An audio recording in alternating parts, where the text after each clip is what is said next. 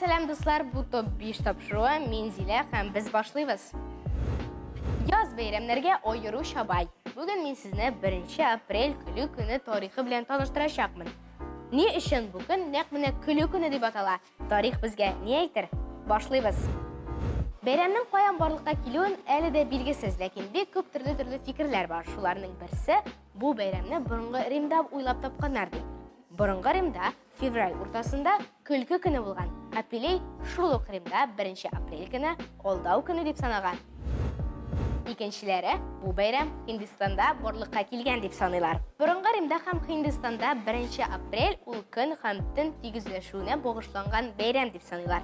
Imish shul kunni bor kishi kula ham shoyara. Angliyada kishilarni kunning birinchi yartisindagina kuldiralar. Do'stingni tushki oshdan so'ng kuldirsang, yil bo'yi seni o'ng'ishsizlik kutadilar.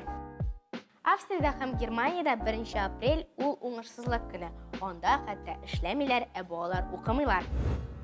Kulgi kunida shoqdi g'ajab aybirlar eshitib, ona ishonmashim mumkin tugul. Masalan, gazetada Moskva zooparkida Momanchonok paydo bo'lgan deb bostirib chiqarganlar.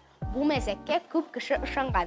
Hatto bir o'qituvchi o'quvchilarına buni ko'rsatish uchun Sibirdan transfer uyushtirgan. Rossiyaga bu bayramni Pyotr I kiritdi. U o'zida bu kunni turli mazaklar uylarga yaratgan. Shulay 1700-yilda fakirlar truppasındagi bir kishi Moskvalilar qo'shinda o'zining burnuna shisha kirita oluvini suylagan. Moskvalilarga bu bek ishogan. Sahnada perda ko'tarilgach, onda 1 aprel degan yozib bo'lgan. Podshoga da bu mazak bek ishogan. U artistlarni oshulanmaganda. Do'stlar, siz 1 aprelni bayram etib sanlaysizmi? Ella sizning uchun kulgi kuni bayram tugilmi? Kommentariyalarga yozinglar. Bugunga mana shular edi. Sog' bo'linglar.